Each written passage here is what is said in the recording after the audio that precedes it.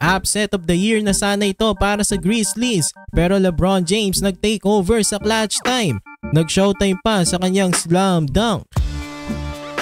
LA Lakers versus Memphis Grizzlies. May pagkakataon pa ang Lakers makaangat sa 8th seed kung matatalo ang Golden State at Sacramento. 13 na players nga ang nasa injured list ng Grizzlies, so golden opportunity rin ito sa Lakers na manalo ngayong araw, lalo na maglalaro na ulit si Anthony Davis. Sa start ng first quarter, magandang simula ng dalawang koponan. First basket ng LA LeBron James, lapas to Anthony Davis. Mainit din ang outside shooting ni Austin Reeves. Nagpakita naman ng handle sa fast break itong si LeBron James, pero nakakasabay naman ng Grizzlies sa magandang start ng Lake Show. 16-15 nga ang score sa first 6 minutes ng laban.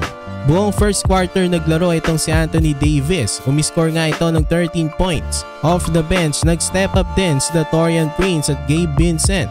Natapos ang first quarter, lamang ang Lakers 34-26. Sa start ng second quarter, nag-take over agad si LeBron James na nagasa sa fast break. Tumikada pa sa 3 si King James. Umabante na ang Lake Show ng 13 points, 47-34.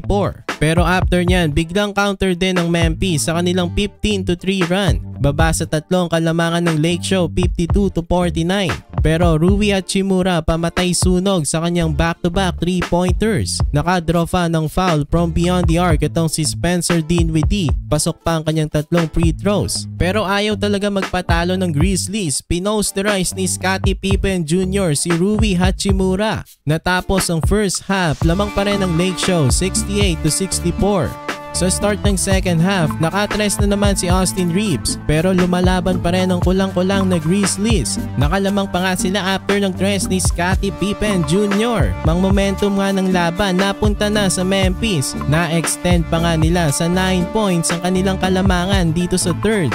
Pero hindi naman inayaan nila Anthony Davis at LeBron James na makalayo ng tuluyan ng Grizzlies. Nag-init na si King James mula sa labas. Tapos nakalamang na ulit ang Lakers after naman ng mid-range jumper ni Davis. Natapos ang third quarter sa score na 98-97.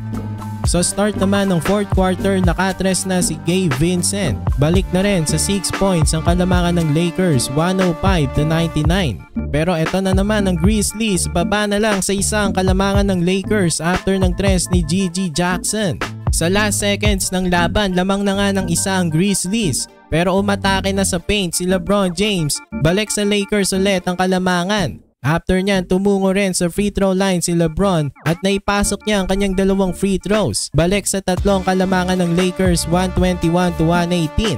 May pagkakataon pa ang Grizzlies makatabla, pero LeBron James na naman naka-steal at nag-showtime pa sa kanyang slam dunk. In the end, nakasurvive pa ang Lakers sa comeback attempt ng Grizzlies. Nanalo sila sa score na 123-120.